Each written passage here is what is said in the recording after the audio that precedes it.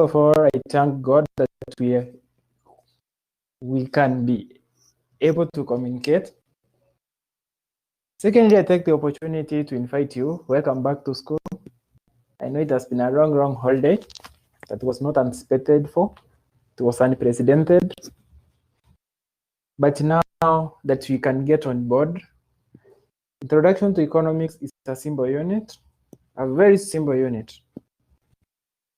A unit that just needs a little dedication, a little sacrifice, and then you are going to be happy at the end of time. So like any unit we have done before, it is so good we understand the format we are going to use for this unit. So simply we'll be having assignments, we'll be having platforms where we'll be discussing. Through those platforms, we will be awarding marks. For assignment, we'll be having a CAT 1 and a CAT 2, then we'll be having the final exam. So the assignment will be awarded in marks. The attendance will also add some. The attendance list will always be marked, and it will add some marks towards your assignment. We'll be having our CAT, which will be worth 30 marks. Also, the attendance list will add some marks towards your CAT. Then the final exam that will be out of 60. So hope that every single time when the class is going to be scheduled, you attend. You attend, because it is going to be so vital for us. Through the attendance register, we will know what mechanisms we can take on board. So Introduction to Economics will be handled in this way. First, when you will be logging into each topic, every topic will be taught in 1 week, in a week, or in a 3-hour session. The moment you log in, the first thing you will be doing, number one, just click on the Peek Through button. You enter the live conference that will be taking at least 20 minutes and at most 40 minutes. And to the technical parts of the topic, it can take up to 1 hour. Then after that, we'll be having our discussion chats and our discussion forums. Like today, we have a discussion forum that I would expect everybody to take part in after we are done with this live conference. So in this live conference, what I will be doing, I will be giving you the objectives of the topic. At the same time, I will be telling you what I expect from you. And I will be giving you a brief highlight on the topic under consideration. Like today, we are talking about Introduction to Economics. So I'm going to take my time to introduce you to economics. After that, I am also going to take my time to direct you how to go about things. So I know most of you are coming on board for this system for the first time, but for those who have been coming on board, I think now you know how the Peek Through button operates. You just click on the activity, then you join the meeting, and you're supposed to join for the audio device. But if you have bundles, you can join by the web camera. But I advise you to join for the audio device. Also, when you have other activities, like when you talk about the live chats, because in some topics we'll be talking about live chats, in the live chats, I will expect you to come up with, okay, this is the way we should go about the topic, this is what we should improve on, this is what we should do. And in the discussion forums, I will be posting questions, and in those questions, you click on the activity. Like today, the activity is going to be our lesson 1. You click on it. Once you have clicked on it, it will pop up with another page where you are supposed to click. You don't start another topic. You just click on the existing topic that I'm going today. I'm going to call it Introduction to Economics. You click on it, you will see the questions. Once you are satisfied with the questions and you think that you can answer the questions, you just click on reply. Then you can be giving the answers as we engage one another. That one, we are going to do it at starting from 15:30. So for now, let me take this time and welcome you back to school. Welcome to the introduction topic of economics. So economics is a topic that was developed from political economics, and it is a subject that has not fully matured. It's a topic like history. Wherever something new comes on board, we will be considering that thing. Like now we have our economies being shut down due to coronavirus. Hello? Yes. Unipigie simu 5 please. Niko na class.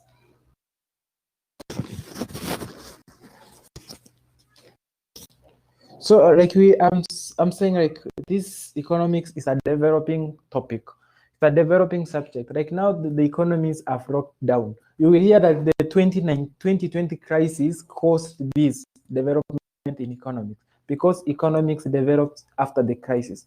Like we have the first phase of economics development happened after the First World War. The second phase happened after the Second World War. The third phase happened after the 1970s oil crisis.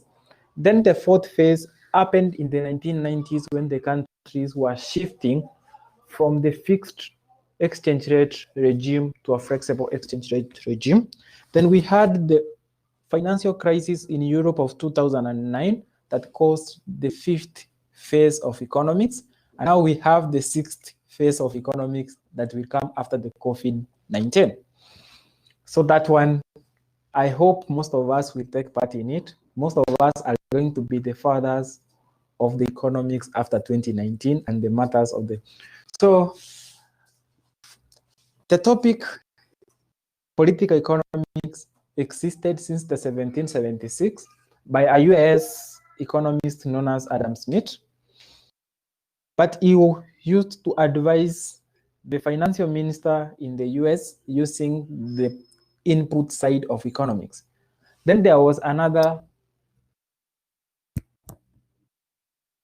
Yes, I'm good. Yes.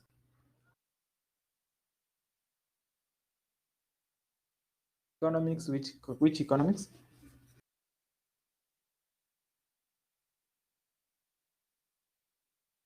Yes.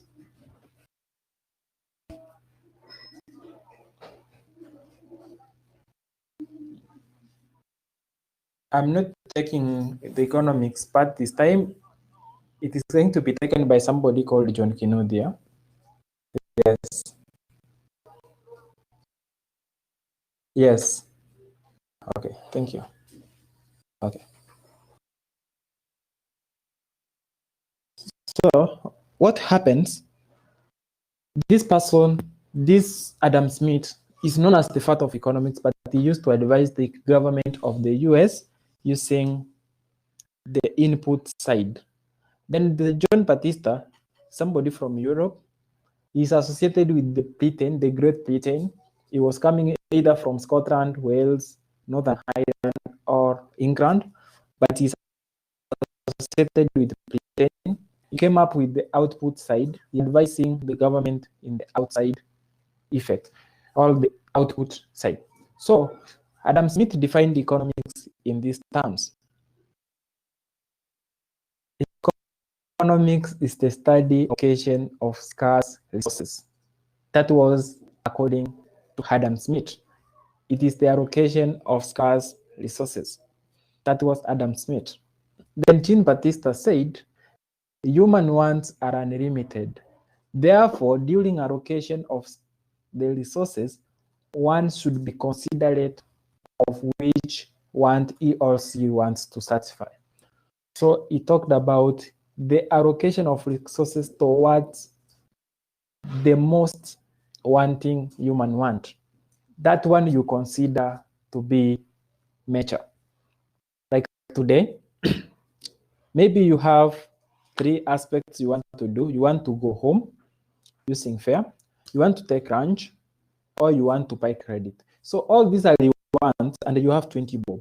So you are going to consider which one is a priority. For me, I will consider lunch. And what are you going to consider? You can tell us via the public chat. Wangesi, what are you going to consider? You can tell us. Are you going to take lunch, fare home, or you are going to buy credit? Considering that you have 20 bob with you. I'm not seeing anybody responding. Wangui, what is your response? I can see Wangeshi taking a response. Do you take fare home? Do you take lunch or you buy credit?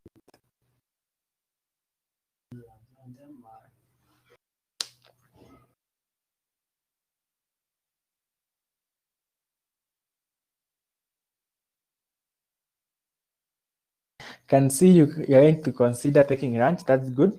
So it is your number one priority. So it is one of your, that is what you see as your demanding want. So according to Chin Batista, that was what one could consider. Then number two, we can define economics in full. So we define economics because it is one of our major objectives under this topic, and we can define economics in this way. Economics is the study of how scarce resources that have alternative wants. It is the study of how scarce resources that have alternative wants are allocated among competing human wants to satisfy human well-being or to satisfy human utility. So here we are talking about the study of allocation of scarce resources that have alternative wants among competing human wants to satisfy human well-being. So we are talking about 5 aspects here. Don't define economics without touching the 5 aspects. Number 1, you have to allocate. Number 2, it is about the scarce resources. Number 3, it is about the have alternative uses. Number 4 is about competing human wants. And then number 5, we talk about the aspect of satisfying human want. So when you talk about economics, we don't consider it the way Adam Smith considered the input side, and we don't consider the Chin Batista output side. So we talk about economics in simple terms. Economics is the study of how scarce resources that have alternative uses are allocated towards combating human wants to satisfy human well-being. In simple terms, I'm saying it is a study of how scarce resources that have alternative uses are allocated towards combating human wants to satisfy human well-being. So that's what we refer to as economics. That is what we refer to as economics.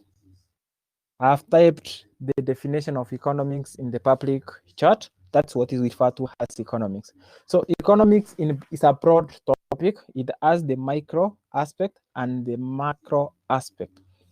So when talk about economics, Dennis Koech, if you can hear us, you can give us a text for the public chat. And Wanir Wangeshi, you can also give us a text if you can see what we are doing. So this is what we are talking about.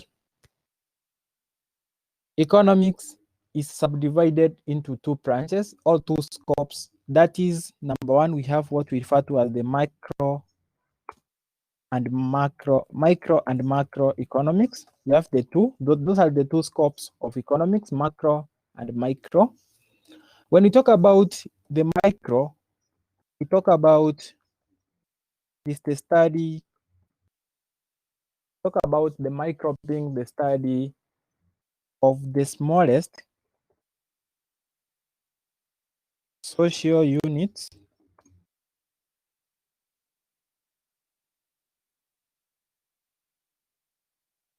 that make economic decisions. So when we talk about the smallest social unit that make economic decisions, here we are talking about households we are talking about the household and what we refer to as the farms. And in economics, when we talk about the household are you and your family. The household, for them, they want to maximize utility, while for the farms, they want to do what we call they maximize what we refer to as profits. They maximize what we call profits. So here we are talking about the first branch of economics. We are talking about the microeconomics, whereby the microeconomics is the study of the smallest socioeconomic unit that make economic decisions. And here we are talking about the household and the farm. And the household, they want to maximize their utility, while the farms want to maximize their profits. That is the first case, or that is the first thing we can talk about.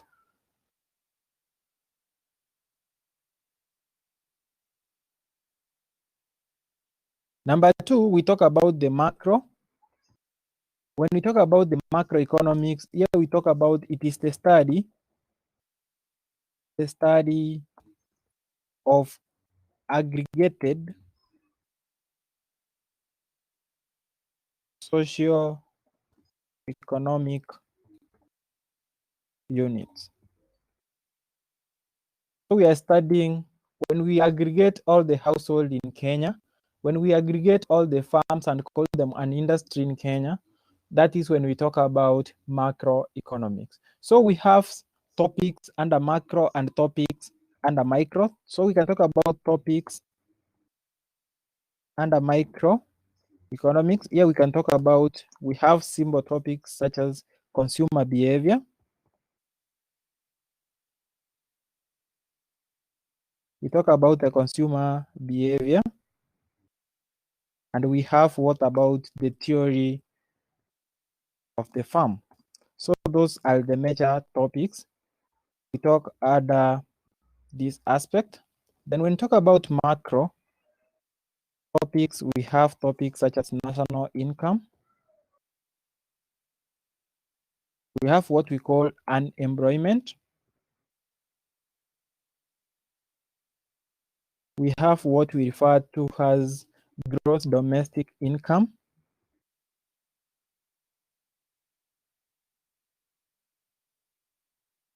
We have what we call balance of payment, and many more. We cannot exhaust the macro side. So those are the two branches of economics, the macro and the microeconomics. Then we can continue from there and talk about some basic terminology that we are likely to meet that we need to understand. So we can talk about the basic economic concepts. When we talk about basic economic concepts, here we define terms such as, number one, we can define what are human wants.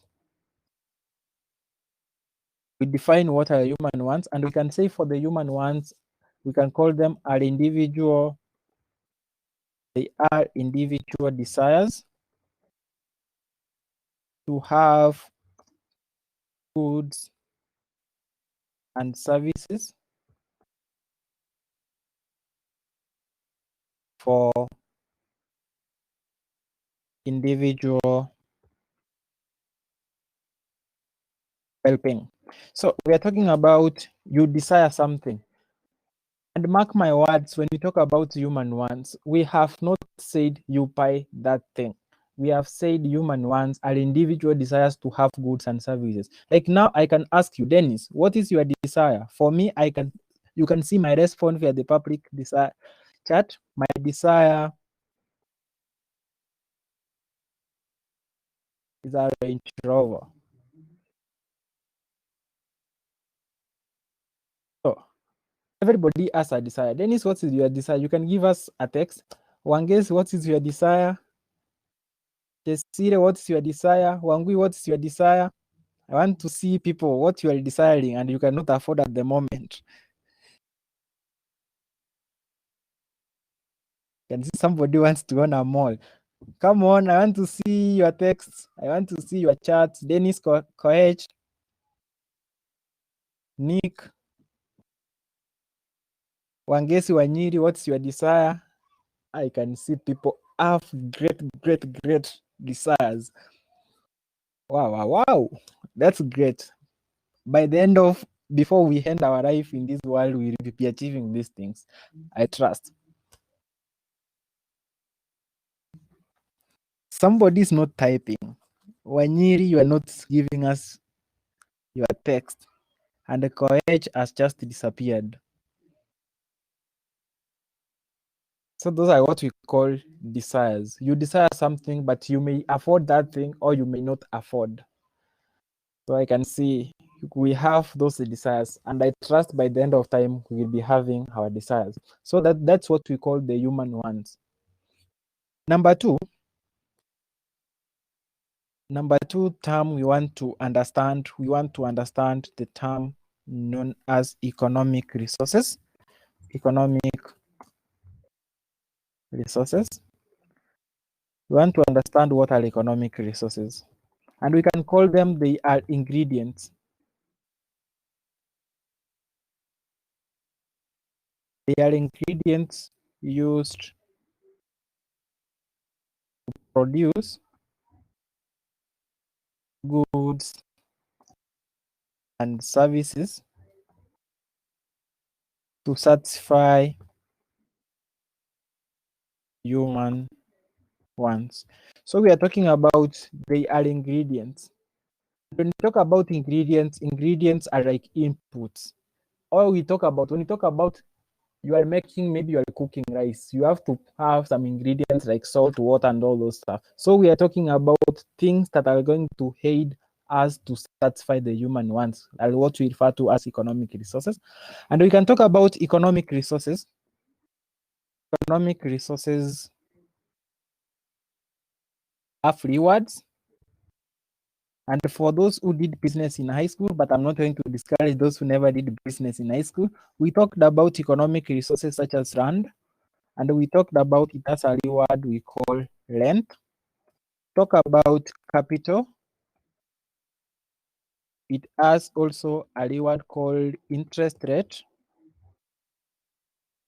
or sometimes we call that rate. We have what we call labor. It has a reward we call wage.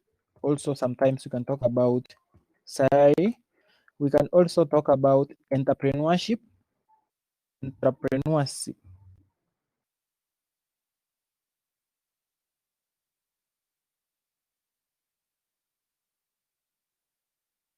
Entrepreneurship. And that it has a reward we call profits. So those are economic resources and they have rewards.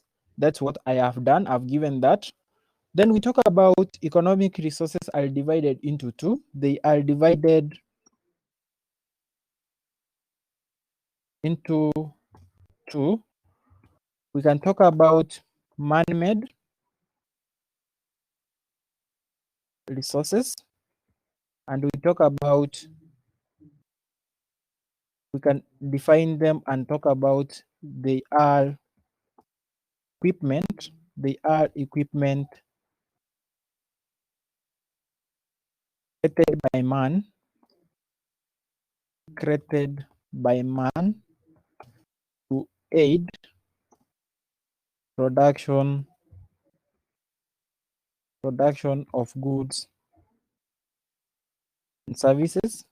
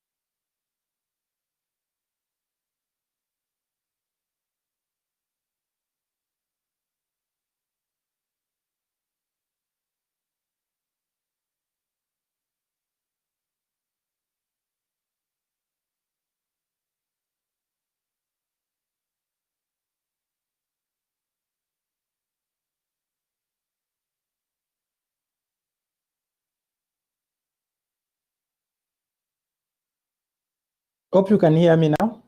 If you can, just give me a response. Those who can hear me, give me a text.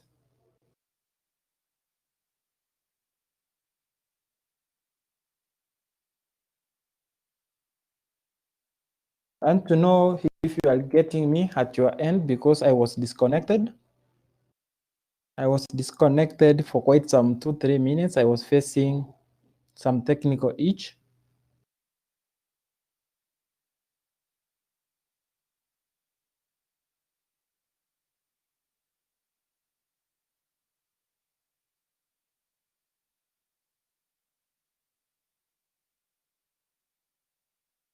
Thank you for the response. We had gotten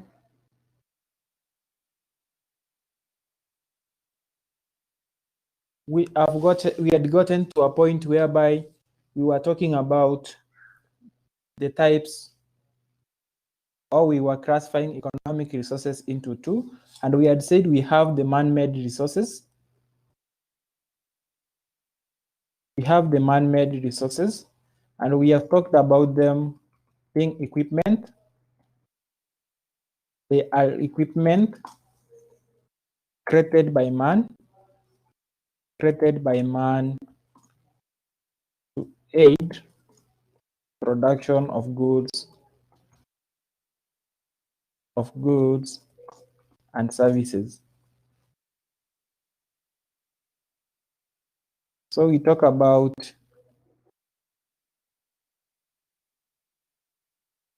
they are equipment created by man to aid production of goods and services. Then we have natural resources. We have natural resources. We have what we call natural resources, and in that case we can talk about them. They are resources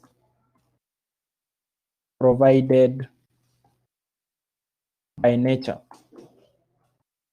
Initially, they used to talk about they are resources that are given by God, but we came to realize that not everybody believes that God exists. So the economics world, we decided to say they are resources given by nature. And for them, we can talk about things such as air, things such as water, and the minerals, and many, many more. So there are so many. After that, after defining natural resources, we have talked so far about human wants and the economic resources, and we have classified them into two, man-made and natural. So we can talk about another thing. We can move down and further talk about what we refer to as scarcity. We have scarcity because scarcity is so important to us. And when we talk about scarcity, we talk about, it means that resources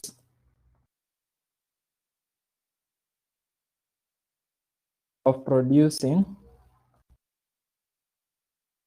output, and here output, we are talking about goods and services,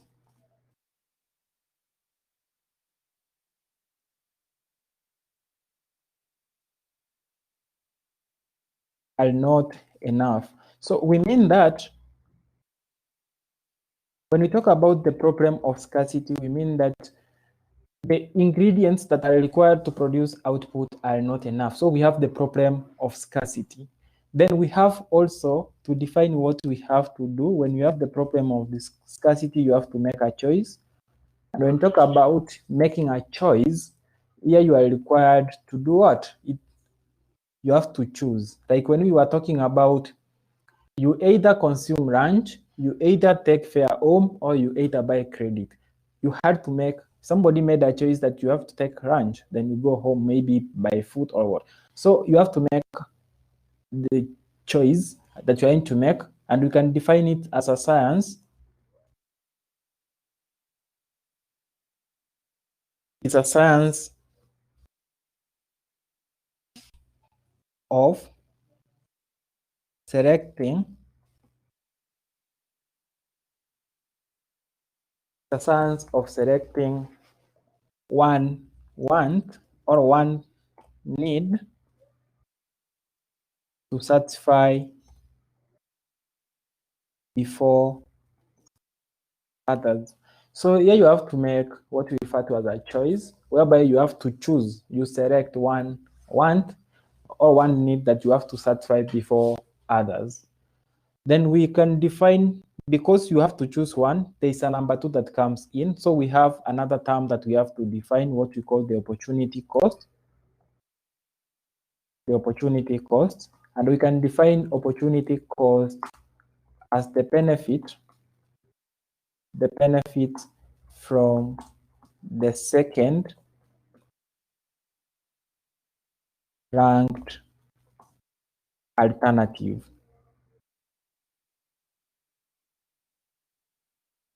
So like we are talking about taking lunch, buying credit and going home. Some of you are going to say, I'm going to take lunch.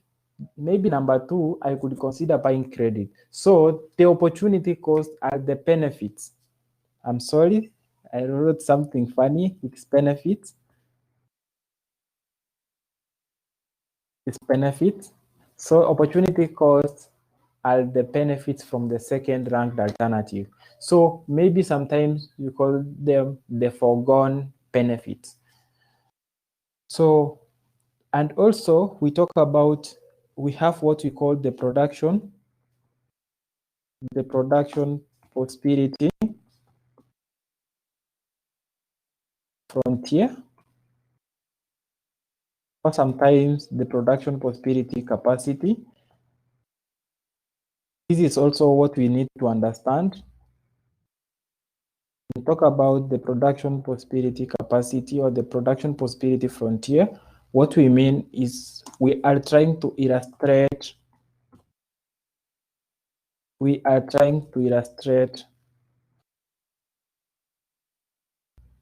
the problem of scarcity and choice. The choice. So you are at that position, you are trying to illustrate that. And sometimes you can get some books say it is the possible output. It is the possible output from the available resources. So you're going to get that in some books. So those are some of the terminologies we are likely to meet on our way. Anybody with a question up to that point? Dennis Koech, a question? Wangui, a question? Nick, Wangeshi, Gaturi, Wanyiri, Wangeshi, anybody with a question? And if we are together, somebody say yes, let us continue. Are we together? And to get the response of my student, yes, I can see Dennis, yes, I can see Wangui. Thank you, Nick.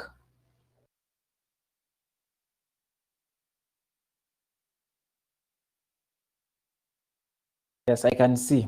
Let us proceed. So after talking about, we have defined economics. That is the first thing we did. We have talked about the two branches of economics. We have talked about the basic terminologies or the basic concepts that we are going to meet. Let us talk about the methodology. Methodology of economics. Economics has a methodology. I know most of you who have gone through research papers or who have seen some people doing research papers, you have heard about the methodology. So when you talk about the methodology of economics, is how we think something is supposed to be done and how that thing is solved at the end. So when you talk about the methodology of economics, we look at economic activities or economic problems, then we decide on how those problems are going to be solved. So when we talk about the methodology of economics, in our case, we have what we refer to as the positive methodology. We have what we call the positive methodology. And when we define the positive methodology, it means it is how the issue is actually solved. The methodology, the positive is out. Right now, when we talk about the COVID-19 issue, we as Kenyans, we expected the government to give us money. That is, I think, the outcry of every individual. The government to do away with rent for those who are paying rent in Nairobi, in other towns, and also the government to give people some money. But in really sense, the government did not give people money. The government decided to tell you, stay at home, sanitize, and do what? Let us do mass testing. So the problem was actually solved by mass testing and staying at home. So that's what we call the positive methodology. Then we have also another type of methodology we refer to it as normative. We call it normative methodology. And when we talk about normative methodology, is how we perceive. It is the judgment, how we want things to be solved. Like people wanted, okay, the government to give us money, the government to give us food, the government to do this. So these are judgments. So we can talk about they are judgments of how the issue should be solved. So they are just judgments of how the issue should be solved. What you think? Like when we had the problem, this is what we were thinking. When we realized that there is COVID-19, we were thinking about having WhatsApp classes. Some said we can try Zoom. Some said let us wait until the situation becomes normal. Others said let us try many things, of which we never tried anything until we come with this format of said DS. So at least with this, what we are using now is what we refer to as the positive methodology. But what people were thinking was the normative methodology. So there are two types of methodology in economics, that is positive and normative. To proceed, we ask ourselves, why do we study economics? Why do we study economics? Why do we study economics? I want to get your views. Dennis, why are you doing economics? Nick, why are you doing economics? Cynthia, why are you doing economics? Anne Wangui, why are you doing economics? Anne Wangeshi Gazuri, why are you doing economics? Somebody tell me that it is a unit that you are forced by CITEC University. Dennis, why are you doing economics? Somebody to tell me, why are we doing economics? Give me a text. Can see somebody texting. I want to see your text. I want to see your answers. Why are you doing economics? Why do we attend the economics classes? Why? Dennis, come on board. Gazuru, come on board. I want to see why people are doing economics. Yesterday, somebody told me funny. Somebody was doing economics because CITEC forced the guy to do economics.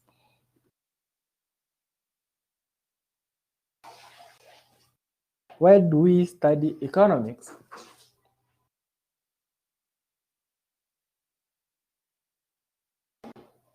Why do we study economics? Nobody has posted the answer yet. I want to see. Cynthia, can you get us? Cynthia, kama unatusikia, you can give us a text. Yes, I can see somebody typing. Cynthia is typing. I cannot see Wangesi Gaturu. I cannot see Wanyiri Wangeshi. I cannot see Nick texting. I cannot see Dennis Kohech texting. So I'm worried.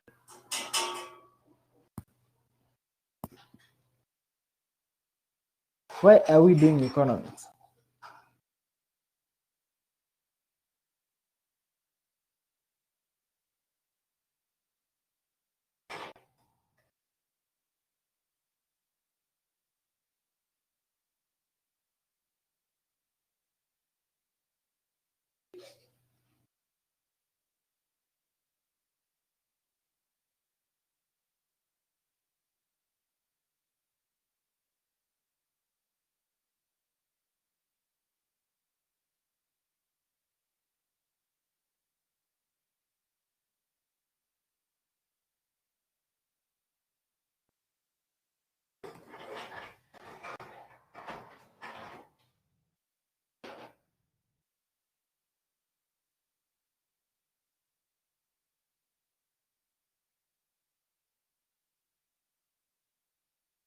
And to see people texting.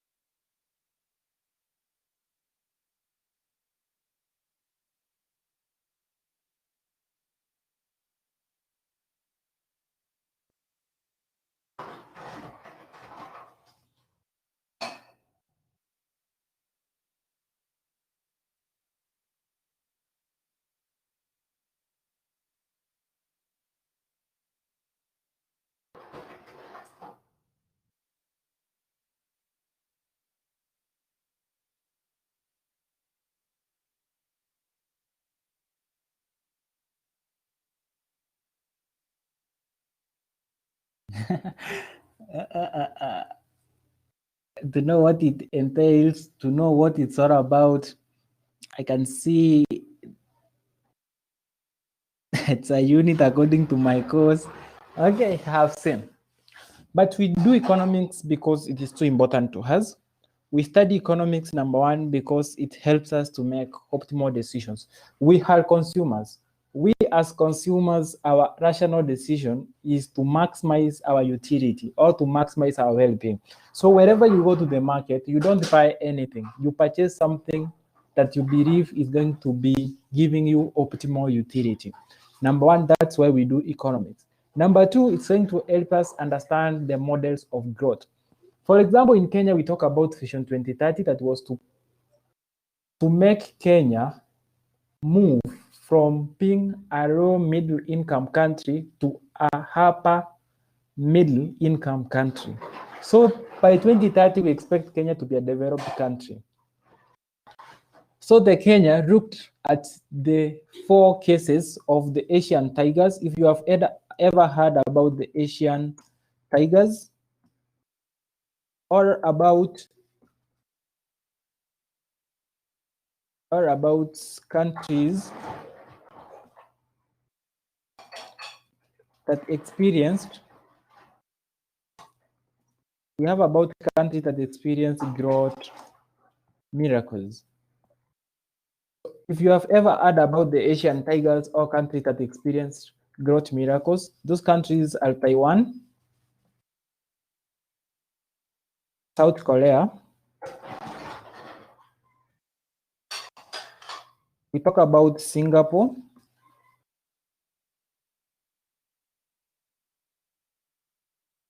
and Hong Kong. We are talking about countries that experienced growth miracles. Those countries, they used what we call the SUR model of growth. So with that, when we understand that they used the SUR model of growth, we expected Kenya to follow the same trend about the SUR model of growth. But in Kenya, we are doing, instead of doing the practical part, we are doing the theory part. Instead of sitting down and trying to come up with things like phones, computers, we are just seated down. We are telling our students to make kites.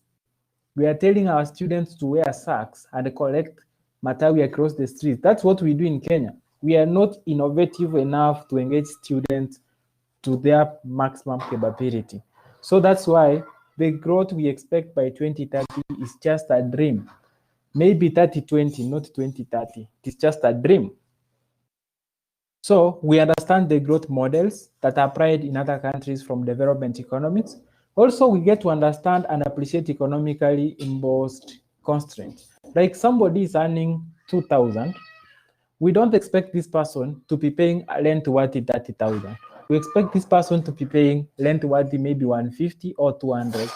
So we will appreciate and understand the economically imposed constraint. That's why we should not go to our respective homes and start chasing our aunts or our relatives who we think they have job opportunities and they have not taken us there, because maybe they don't have a position to speak, or probably they are there because of somebody. So we are going to understand that. Then, because economics is helped by theories, it's going to give us an insight to have logic reasoning. Like when we talk about consumption, we talk about consumption being a function of disposable income. First you save, then you consume. You don't get everything you consume, then you save. But most of the people we do in Kenya, we consume what remains is what we save. We should save first, then we consume. We should invest first, then we consume. So those are what it's going to give us the logic reasoning. So by doing economics. The final part under this topic, are we together up to that point? If we are together, you can give me a text yes. I may be doing this thing nikiwa peke yangu. Dennis, I can see a yes. I can see a yes from Nick. So thank you.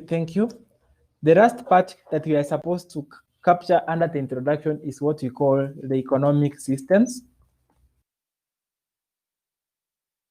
Economic systems. This is a very interesting part of this topic.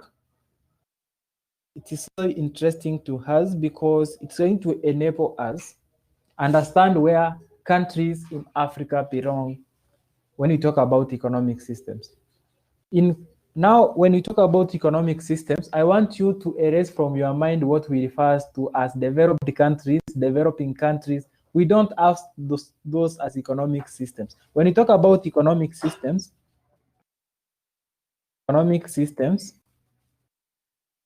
we talk about things such as free market economy.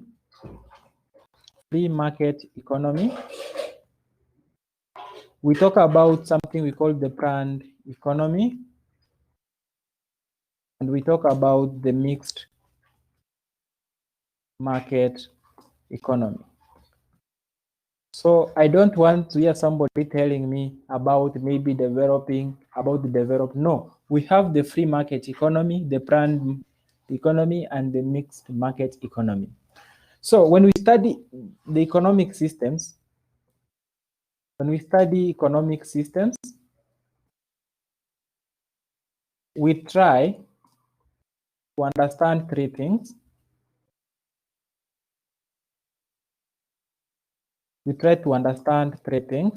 Whereby number one, we try to understand how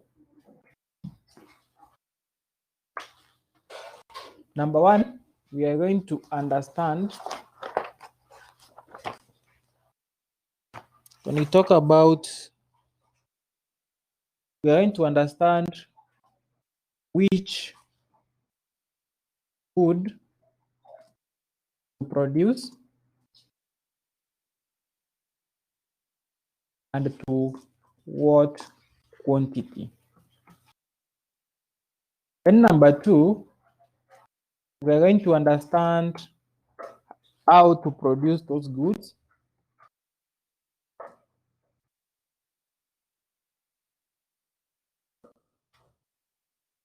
Then we have number three, we are going to understand how to distribute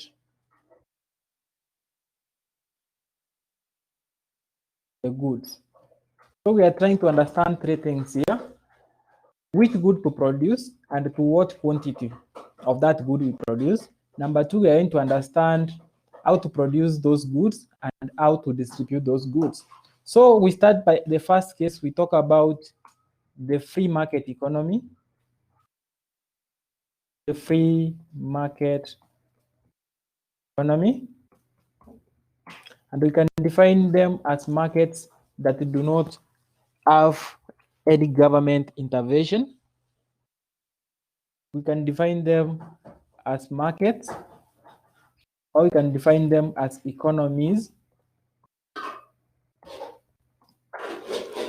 that are free from government. They are free from government intervention.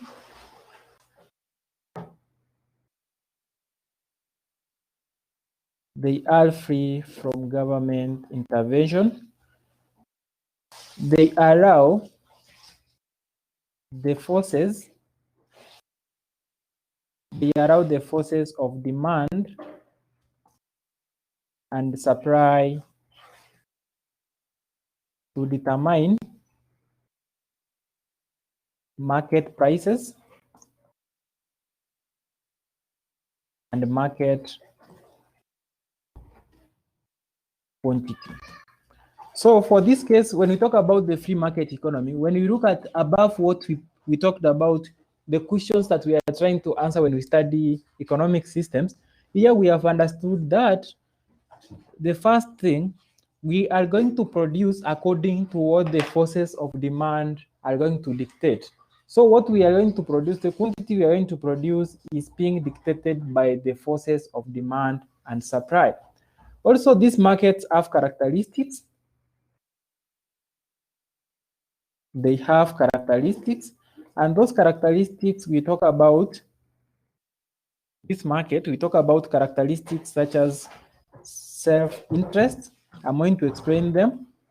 We have self-interest. We have what we refer to as competition. We have what we call no government intervention.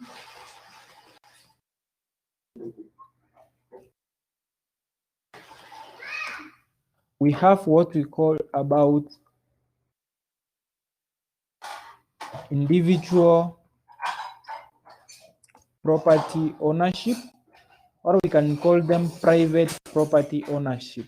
Let me use private property ownership. And also we can talk about this market, they rely on the price mechanism.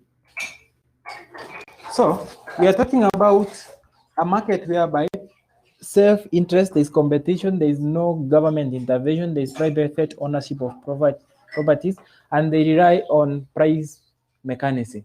So when we talk about self-interest, we mean that people can go and choose any business they can engage in. People are free to do whatever they want.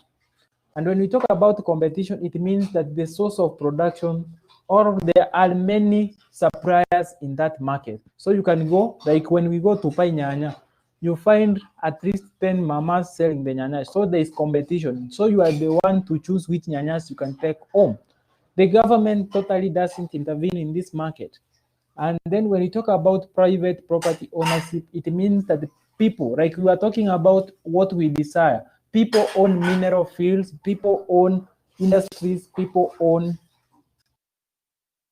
maybe the transport sector, people own items and such stuff, and the government doesn't intervene. And when we talk about the rely on the price mechanism, it means that this market, it is force of supply and demand that define the price in that market.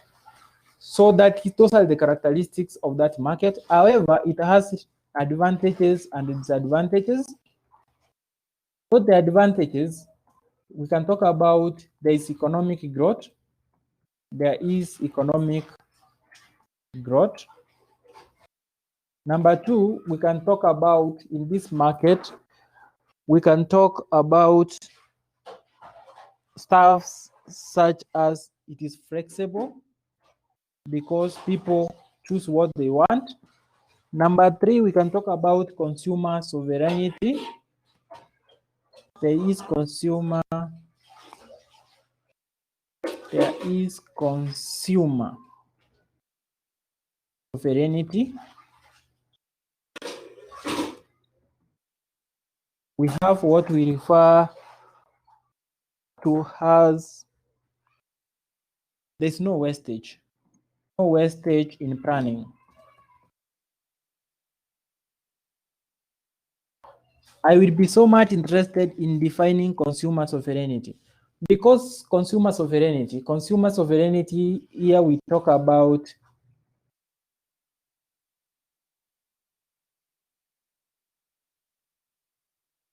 when we talk about consumer is that the consumers have a variety. The consumers have a variety to choose from. Therefore, they can make a choice without any inducement. Like when you go to Gikomba, you are the one to choose which cloth are you going to purchase. Somebody necessarily, not somebody who has to come in to tell you, you know what, please take this. No, you are the one that has that mandate, that power to choose what you want. However, these markets also face disadvantages. And the disadvantages are, in simple terms, we can talk about negative externalities.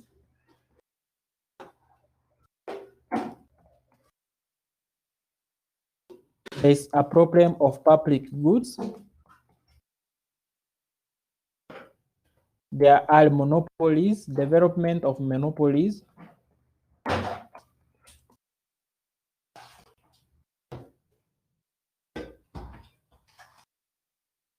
It is rigid to structural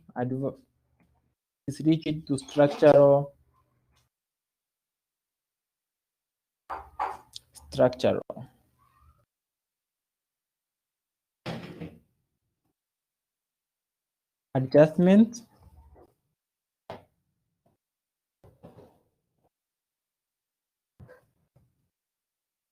There are cases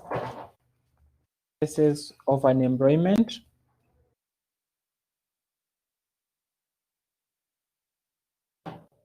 Also, there are cases of income inequality.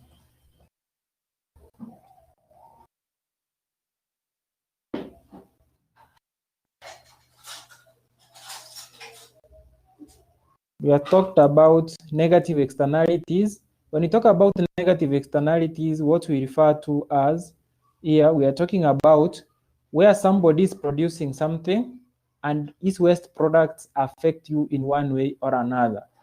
You are not the one producing, but you are affected in one way or another. For example, if an industry like comes to your place and then it starts doing what? Dumping of its waste to the water sources, it's going to affect you. Those are what we refer to as the negative externalities.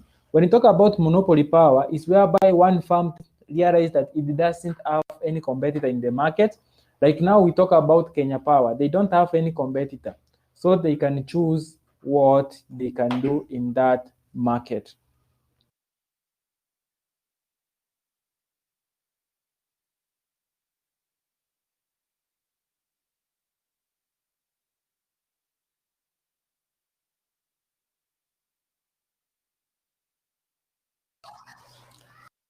So we can talk of also, when you talk about unemployment, it means that in this market, it doesn't take care of structure adjustment. When people increase, it doesn't take care of them. And when you talk about income inequality, because of private ownership of properties, people can own more. Therefore, there are inequalities, people earn more compared to others. Then we can talk about the second case of this market. We can talk about the planned economy. The planned economy. And in this case, we refer to them as command economy. Also, we can talk about state-controlled economy. And here we mean the government decides what is to be produced and to what extent.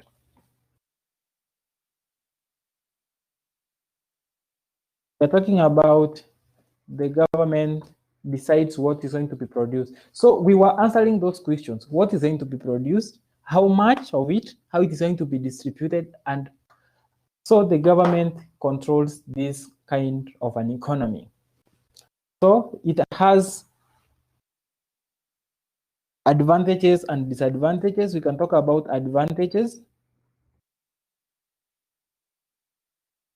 We can talk about number one, advantage for that planned economy. Number one, we have an advantage where we can talk about there are no inequalities.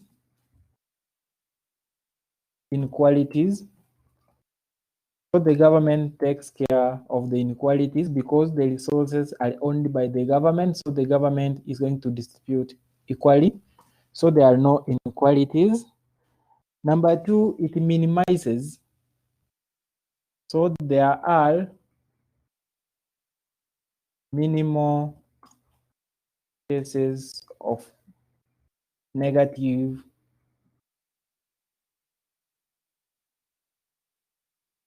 externalities. We can talk about in this market, there are no monopolies. There are no monopolies.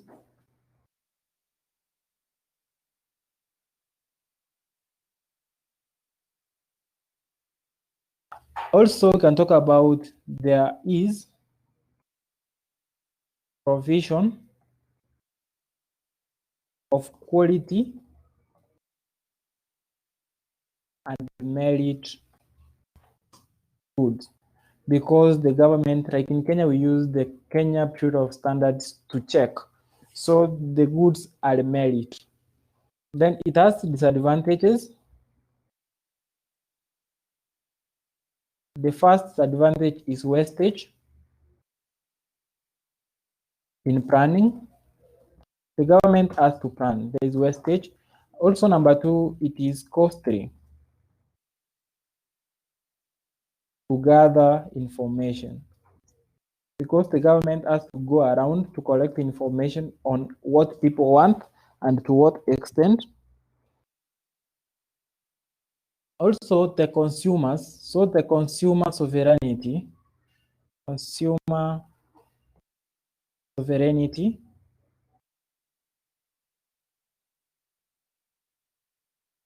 is curtailed.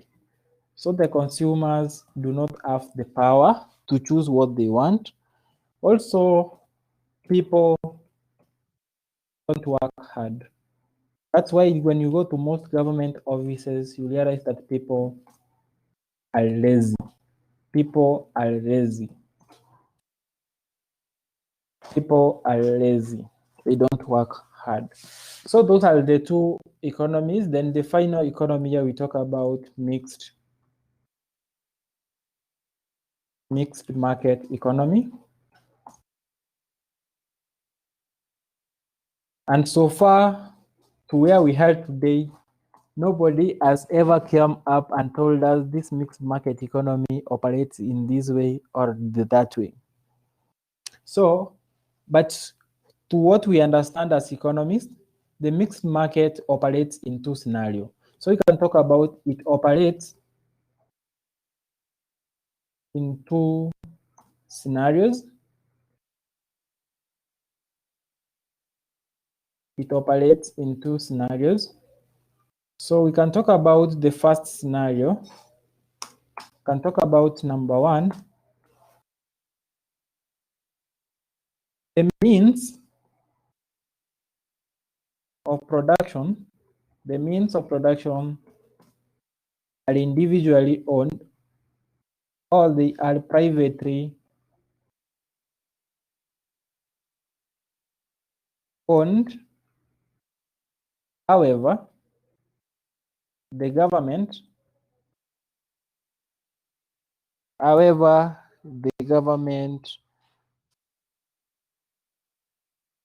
regulates the price. So you own the mechanism of production, but the government regulates the price. Also, number two, to talk about the government imposes regulations on the sources of production. So those are the two ways through which the mixed market economy operates. This market, so far, it tries to take care of the both characteristics of the planned economy and the free market economy. And the advantages of this market are not yet out unless somebody does a research. So that's what we are supposed to understand for this topic. So anybody with a question before I tell you what we should do next? Nani akona swali?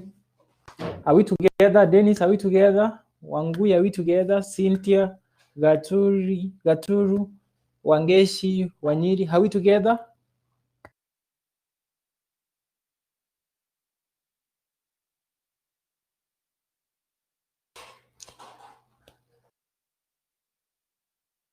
So for the topic, those are what we were supposed to cover and come up with. So the best thing now we do after this, I want you to go back, you just log out. You log out from our platform. After logging out from this platform, if for those who are coming in for the first time, on the top right corner, you will see where we have lecture 1, you can see this recording. You can see some 3 dots. You can click there, then you can log out. Nick, you are coming back. I can see you. You just click on those dots, then you log out. Then you go back under the topic introduction. There will be an activity that is indicated as lesson 1. Lesson 1, that activity, I'm going to post a forum there where we are going to discuss some of the questions that we may meet under this topic. So what I want you to do, number 1, you just log out from this platform. Then you go to that activity that is indicated lesson 1, click on it. Once you click on it, it will give you add a topic. Don't add any topic. Just click on the topic introduction to economics that I'm going to create immediately I log out from this side. After you click on that introduction topic, what you do, you will just see some questions that I'm going to post there. Under those questions, don't do what? There is already a topic of self-introduction, but I'm adding another topic that is called Introduction to Economics. It is Introduction to Economics topic. Click on that topic, Introduction to Economics. Once you click on that topic, Introduction to Economics, there will be questions that will display. Once you see those questions that have been displayed, you just answer one by one. Don't take your time to answer all the questions. If you understand question 1, just answer question 1 as we continue interacting. Answer question 1, then continue. Once you answer question 1, somebody can respond to your answer, or I can respond to your answer as we continue. So you answer question 1, or you can start from the last question, the one you can be able to tackle. So take your time and immediately just shift to that platform.